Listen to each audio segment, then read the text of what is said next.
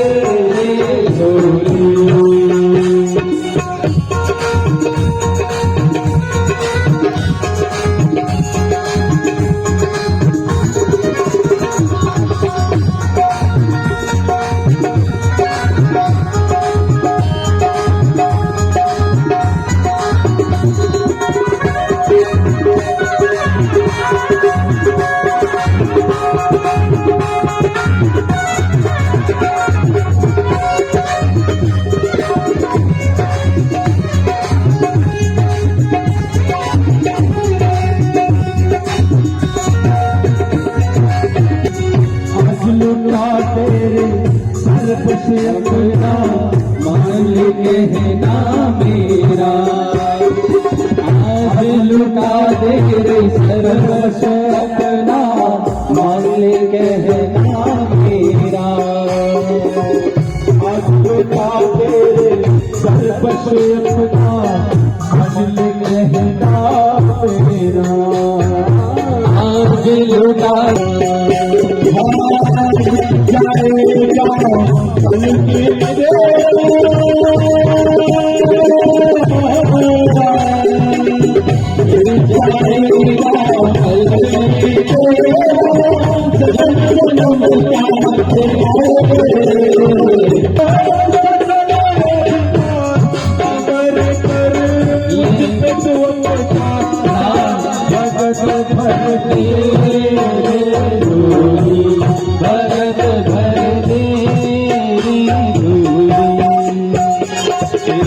द्वार खड़ा भगत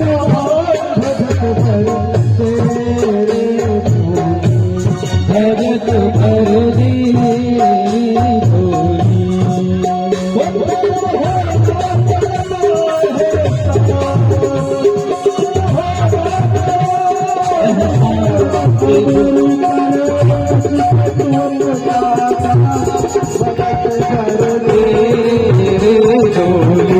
भगत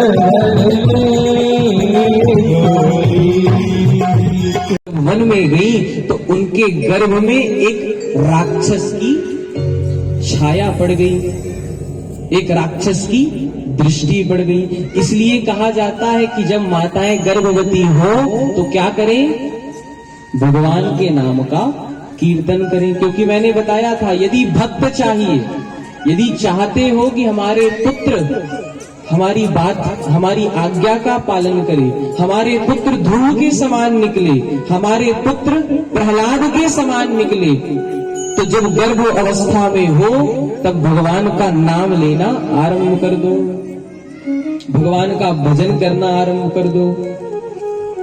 कंस की मां कहां गई, घूमने गई, और घूमते घूमते क्या पड़ गया, गर्भ में राक्षस की छाया पड़ गई। और जब राक्षस की छाया पड़ी तो कुछ माह के बाद कंस के समान अत्याचारी और दुराचारी संतान उत्पन्न होकर आई।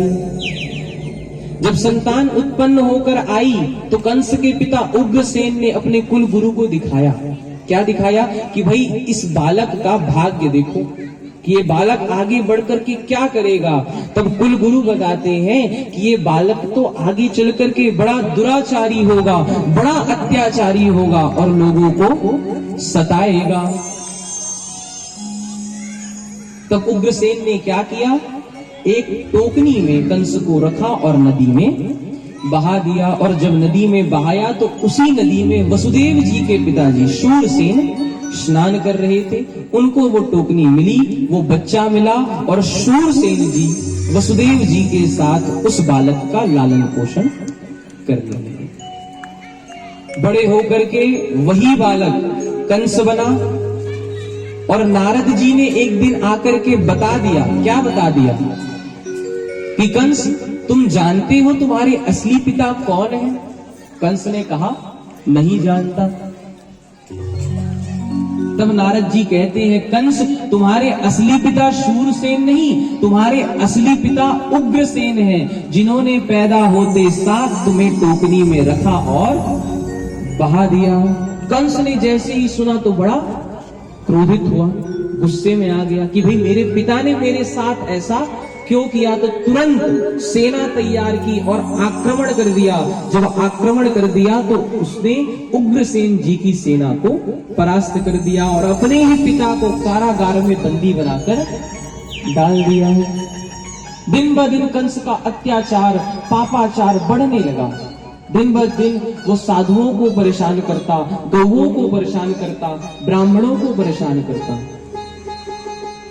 आज पृथ्वी रूपी गाय ब्रह्मा जी के पास, धरती माता पृथ्वी गाय का रूप बनाकर के ब्रह्मा जी के पास गई और हाथ जोड़ करके विनती करके कहती है कि हे ब्रह्मदेव, ये कंस मुझ पर बड़ा अत्याचार करता है, मुझ पर बड़ा पापाचार करता है। इसको मारने के लिए भगवान कब अवतार लेकर के आएंगे, कब मेरी पीड़ा का निवारण करेंगे। और मैंने आपसे बताया था कि जब जब हो ही धर्म की हानि और बाढ़ ही असुर अधम अभिमानी, तब तब धरि प्रभु विविध शरीरा और हर ही कृपा निधि सज्जन पीरा।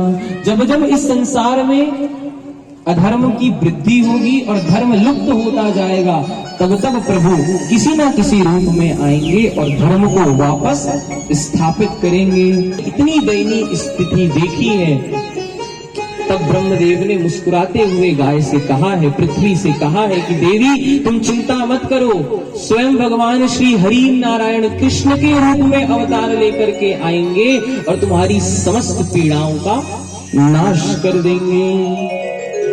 इधर कंस के जो मित्रगण थे उन्होंने कंस से कहा कि भैया कंस, अपने पिता को जब से तुमने जेल में डाला है, कारागार में डाला है, तब से जो प्रजा है वो तुम्हें पसंद नहीं कर रही, तब से प्रजा के बीच में तुम प्रिय नहीं रहे हो। तब कंस ने एक विचार किया। कैसा विचार?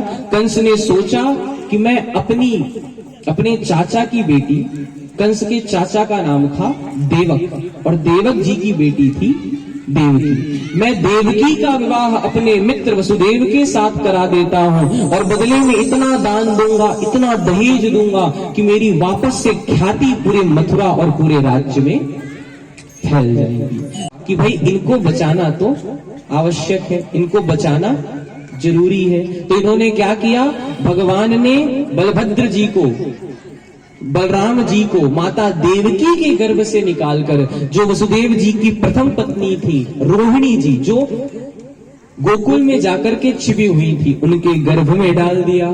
और कंस को पता चला कि देवकी का 7वां गर्भ गिर गया है और 8वें गर्भ के रूप में कोई नहीं, स्वयं चतुर्भुज रूपधारी भगवान श्री हरि नारायण आने वाले थे। और आज वो समय आ ही गया कि भाद्र मास के अष्टमी तिथि को रात्रि के 12 बजे स्वयं चतुर्भुज रूप धारण किए हुए भगवान माता देवकी और वसुदेव जी के समक्ष प्रकट हो गए। बोलिए श्री कृष्णचंद्र भगवान की जय। प्रकट हो गए, हाथ जोड़ करके माता देवकी और वसुदेव ने भगवान को प्रणाम किया है। और भगवान का इतना सुंदर रूप है कि देवकी और वसुदेव के नेत्र भगवान के ऊपर से हट ही नहीं रहे। इतना सुंदर रूप भगवान का है। तब भगवान से देवकी और वसुदेव कहते हैं कि प्रभु, यदि कंस को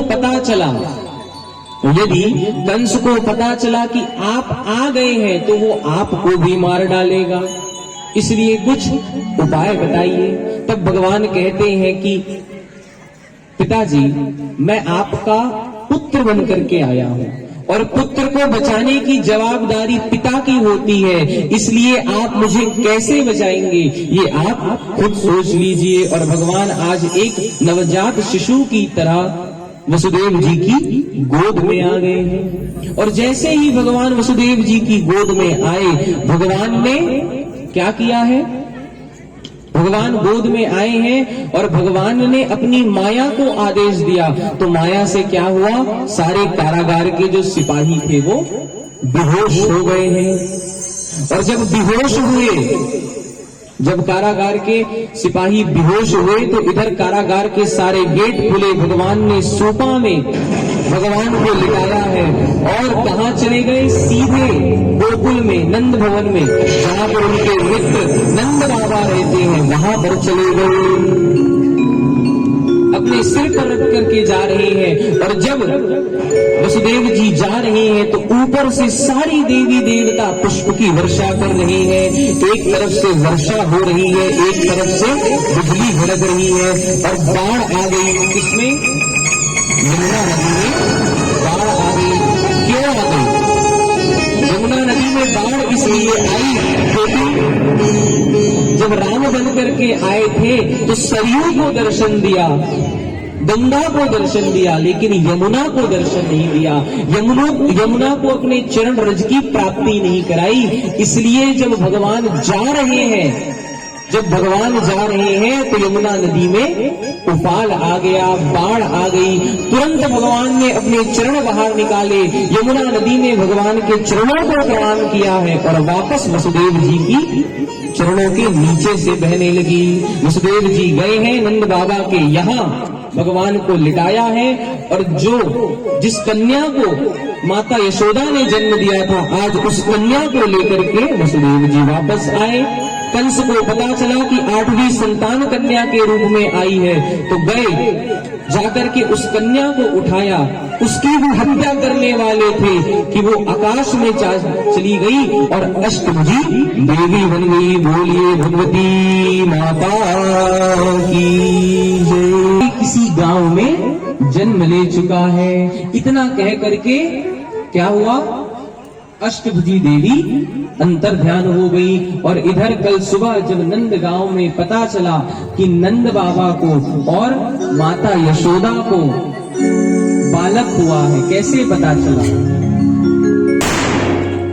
नंद बाबा तो चले गए थे कहां, स्नान करने। इधर पीछे से नंद बाबा की बहन सुनंदा बुआ आई, जो भगवान की बुआ है सुनंदा, वो आई।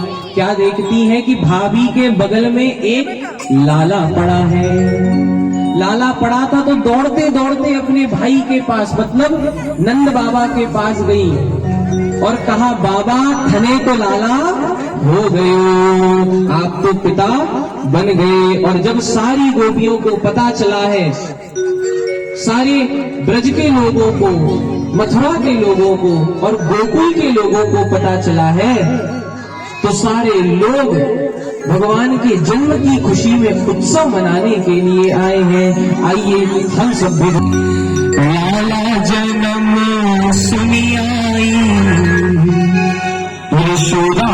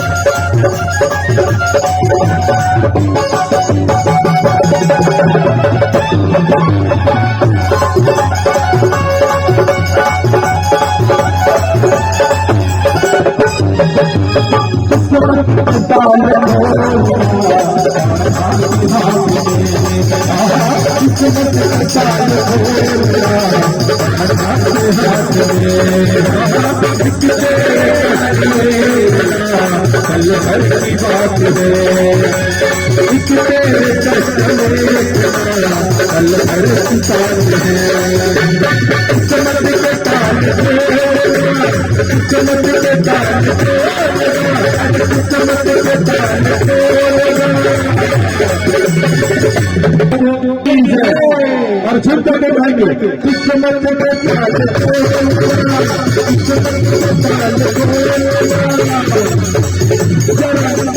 के जाके दो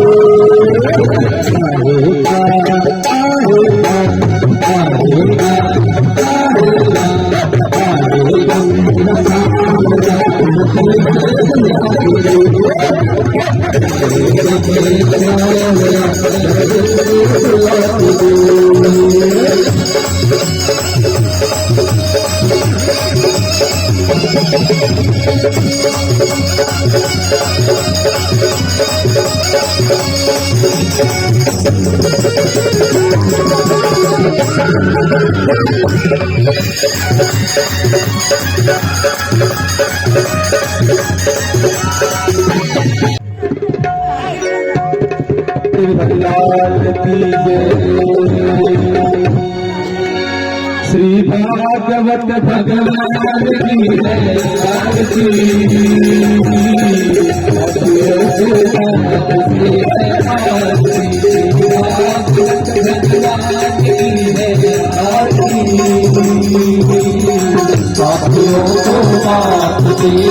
आरती अमर ग्रंथि स्तुति पंक्तिये पंचमे विस्तारा जगाने वाला ये अमर ग्रंथि स्तुति पंक्तिये पंचमे विस्तारा तब ज्योति जगाने वाला हरि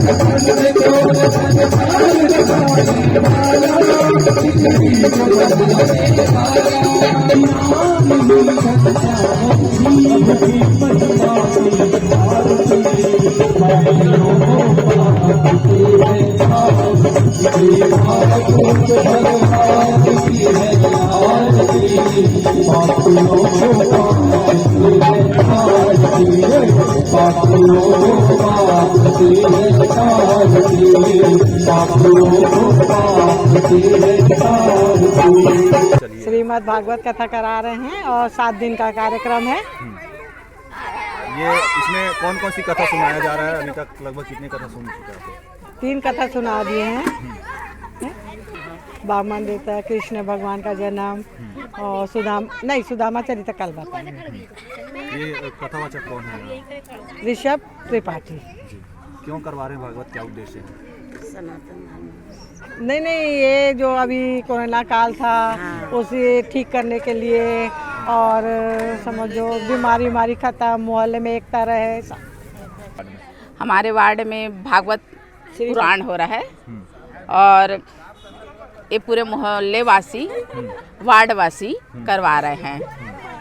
कौन सा साल है ये? और एक आध बार ये हाँ, हम लोग ये दूसरा बार है। हाँ। और इससे पहले भी हम करवा चुके हैं, ये दूसरी बार है जी। इसमें लगभग कितने दिनों तक चलेगा ये कथा? 22 दिसंबर तक चलेगा। 7 दिन। हाँ, और इसके प्रवक्ता हैं कथार हैं ऋषभ त्रिपाठी जी। जी। आज कौन कौन सी कथा सुने आपने? आज वामन अवतार, राम की कथा और कृष्ण की जन्म। कैसे, कितना उत्साह है आपके वार्ड में? बहुत उत्साह है। पूरे मोहल्ले वाले हाँ, पूरे मोहल्ले वाले साथ दे रहे हैं। उल्लास की बात तो हम बता ही नहीं सकते हैं, इतनी उल्लास है। एकता न्यूज़ में आज बस इतना ही। अगले बुलेटिन में फिर मिलेंगे, तब तक के लिए नमस्कार।